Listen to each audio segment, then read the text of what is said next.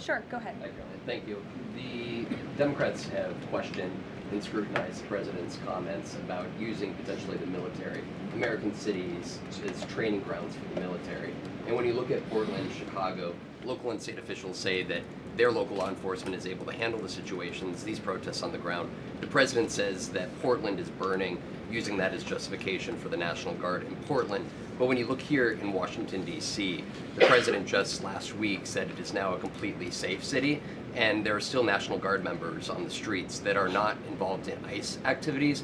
Can you provide the justification for the White House here in Washington, D.C., why the National Guard members continue to be out on the streets? Because Washington, D.C. has invited the National Guard here. Why? Because the mayor is doing the right thing, unlike mayors in other cities like Portland, as Caitlin and others have pointed out, who refuse to see that there are positive results from when local law enforcement works with federal law enforcement to do the right thing on behalf of their citizens. And Washington, D.C. is no doubt a safer city right now, today, than it was a few months ago when President Trump started this initiative to make D.C. safe again. And the National Guard is still here because the president and the mayor agree that it's a good thing for the city. Just like you're seeing in Memphis, for instance. We'll have National Guard deployed to Memphis. We have federal agents who are on the ground working with state and local law enforcement. The state police in Tennessee are part of this effort. The local metropolitan police in Memphis are part of this effort. State and local law enforcement and federal law enforcement should be working together. And it's a shame that we see in some cities across the country that their mayors are just simply refusing to cooperate because they don't like Donald Trump. And that's what this boils down to. And I don't think any American would disagree that Chicago needs more law enforcement reinforcements, that they need more resources.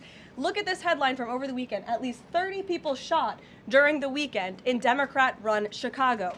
5 of them were killed in one weekend. This is completely unacceptable, and the president wants to make American cities safer, and he's willing to work with anyone to do it. If the courts allow you to ultimately send in the National Guard into Chicago and Portland, do Democrats not have reason to be concerned that there are long-term plans by this administration to keep U.S. military or the National Guard in American cities, like what we're seeing here in Washington? Why should they be concerned about the federal government offering help to make their cities a safer place?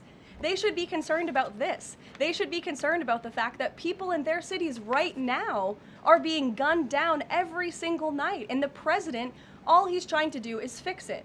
And there has been a complete smear campaign by the Democrats and the media, quite frankly. I was reading Political Playbook this morning, one of the most inside the Beltway newsletters you can find. And you guys are framing this like the president wants to take over the American cities with the military. The president wants to help these local leaders who have been completely ineffective in securing their own cities. And we have already seen there's a positive formula for that. Look at Washington, D.C. The murder rate has declined significantly. Our streets are safer. People who live here feel safer. All of you in this room, I know you do, you just won't admit it. And it's a proven system that works, and the president wants to make America's cities safe again. And I don't think there's anything wrong with that. Michael. Thank you, Caroline. 2 questions, if I may. Because the mayor wants them. Michael. He's talking.